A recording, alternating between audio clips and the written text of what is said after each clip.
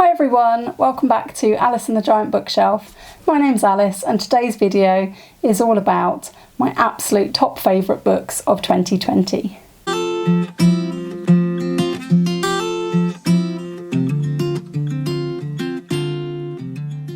Hi everyone, welcome back to my channel. In my last video I mentioned that I didn't read as much as I hoped to in 2020. So today I thought I'd tell you all about my absolute favourite books that I did read last year. So last year I started off quite well and was reading a few classics. Then I kind of went into a bit of a reading slump for quite a while, especially early on in quarantine. I wasn't really reading very much at all. I was just listening to audiobooks, and all the audiobooks I was listening to were rereads as well. And then my reading perked up again a bit more towards the end of the year, and I ended up reading 41 books in total. 14 of those were audiobooks, and of the other 27, 17 were from my giant bookshelf, from my TBR, and 9 of them were borrowed, and one of them was actually an ebook. Well, there were 2 books that I started last year as well that I didn't finish. One of the reasons why I have such a giant TBR is because I refuse to DNF books, which is something I need to get better at if I'm really not enjoying them. So I have actually left both these books on my currently reading shelves, and I will be going back to them, especially Wolf Hall, which I tried to get into in the first lockdown last year. It's definitely a book that I really do want to read. Today I want to tell you all about my absolute top 3 books that I read in 2020. But first of all, I wanted to give an honourable mention to some other books that I really loved last year as well. The first one is Little Women, which was actually the first book that I read last year. I had seen the 2019 film at the cinema and I read the book.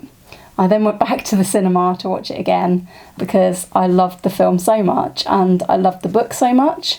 I had read it before, but this time I enjoyed it so much more, and it encouraged me to really try more classics and to really love more classics. In that early part of the year as well, I really loved reading David Copperfield by Charles Dickens. It was only my second Dickens that I'd read, and I read it again to go and see the film that was about to come out. At the time, I think I really appreciated Dickens much more than I had before when reading David Copperfield. It's a really good story and I enjoyed the way Dickens tells it. Towards the end of the year, I have 2 honourable mentions from then as well. The first one was The Midnight Library by Haig. I just love this concept. I love any concept that involves a massive library, especially one full of books with different lives to lead. And it was so easy to read that I read it in a day. But this is the lovely book, The Boy, the Mole, the Fox and the Horse by Charlie Mackesy. I got this for Christmas. I absolutely loved this book. I'm not quite sure why it's not in the top 3 really. The ink drawings in this book are just so beautiful. I would absolutely recommend this book to everybody, particularly if you're in a place where you need a little bit of cheering up. Every statement in the book is just so positive and uplifting. I love the character of the mole and how much he loves cake. So if you haven't had a chance to see this book yet, do go out and get yourself a copy or borrow a copy. It's a really excellent book. Without further ado, let's look at what made my top 3 of 2020. At number 3, we have The Secret Garden by Hodgson Burnett. I had read this before, but I read it again this year, and it's just such a fantastic classic children's book. This book is all about a little girl called Mary who is brought to England to live in a big old house with no one really for her to talk to. She's not very outdoorsy at the beginning, but she finds out in the gardens that there is a locked garden that nobody has been into for years, and she finds the key. And if that isn't just the most wonderful start to any story, I don't know what is. From the moment that Mary steps into that secret garden, right the way up to the overwhelmingly happy ending, Hodgson Burnett just writes an absolute gem of a book. I would read this again and again. It made my top 3 because it just makes me feel so happy. It's such a beautiful story. If this is a classic that is still on your TBR list, I recommend reading it now. This was first published in 1911, so you could also read it for the 1900 to 1950 readathon this month, if you were joining in. My second favourite book of 2020, which I did mention in my last video, is the wonderful Life After Life by Kate Atkinson. I'd waited a long time to read this book. It had been on my TBR for a while. I was due to read it for a book club and then ended up not being able to go, so I didn't read it.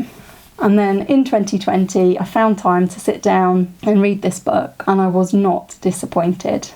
This book just makes you realise what a good author Kate Atkinson is. At the start, when I began to read it and read the first few chapters, I couldn't quite understand what I was letting myself in for, and I wasn't sure if I was going to like it. So the premise of this story, I'll read the blurb. What if you had the chance to live your life again and again until you finally got it right? During a snowstorm in England in 1910, a baby is born and dies before she can take her first breath. During a snowstorm in England in 1910, the same baby is born and lives to tell the tale. What if there were second chances and third chances, in fact an infinite number of chances to live your life? Would you eventually be able to save the world from its own inevitable destiny? And would you even want to? So this book follows Ursula, who is the baby born in 1910, who keeps living her life over and over again. The point at which I started to really love this book was when Ursula starts to become more aware of what's happening to her, or if she's not aware of it, she's just has these feelings that she's been here before. As she works that out, it just becomes a better and better book. I feel like Kate Atkinson is such a clever author. It's like she's looking at the reader and giving you a wink as she breaks every rule that she wants to, and in doing so she has written such an enjoyable and gripping book that you just can't put down in places. And it absolutely had me on the edge of my seat in the middle of this book. I was so worried for the main character. I just admire this book so much. This is an absolutely brilliant book. I am going to be looking out for the related book, A God in Ruins, which is about another family member in the Todd family, Ursula's family, but I do not have it on the giant bookshelf yet, so watch this space. If you do get a chance to read Life After Life, read it and let me know how you get on, because I absolutely love this book. It was only because of the next book that I'm going to talk about that this could possibly have come second. Before I tell you which book was my top read of 2020, here's a selection of pictures to show you some of the contenders and what I read last year.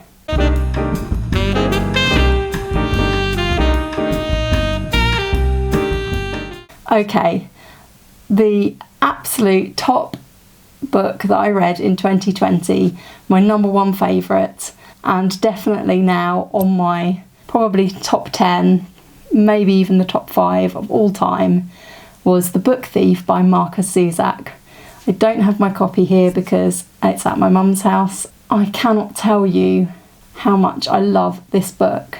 This book is so sad that several times since reading it, I've actually cried trying to talk about it, or cried just thinking about it. If you haven't read The Book Thief yet, I would strongly urge you to do so. This was on my TBR list for ages and I wish I had read it sooner. It's such a fantastic story. My first favourite thing about The Book Thief is that the story is being told and narrated by Death. Death has found a book written by the young protagonist, Liesl, and as he reads the book and tells us the story, he, as a narrator, really plays with the rules of fiction as well. I said I won't give any spoilers, but Death definitely does spoil the ending several times, knowingly, and that's one of the things that makes the book great. He's such an interesting narrator. He veers off at tangents to tell you about different people that have died and the colours that there were the day they died. I was very surprised when I was told that this is a YA book officially, because I just thought it was too sad. I think if I'd have read it when I was a young adult, I would have been in absolute bits, and I was in absolute bits anyway reading it.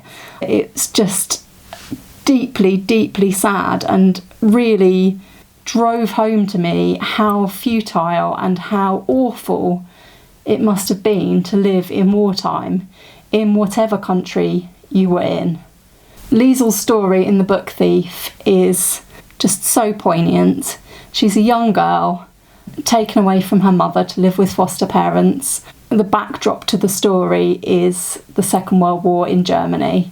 This is probably the best book that I think I've read that has the war as a backdrop. Life After Life mentions both the First World War and has a large section set in the Second World War. And I actually read the two books back to back, so it was quite a lot of books dealing with world wars for me, who doesn't read any books about war.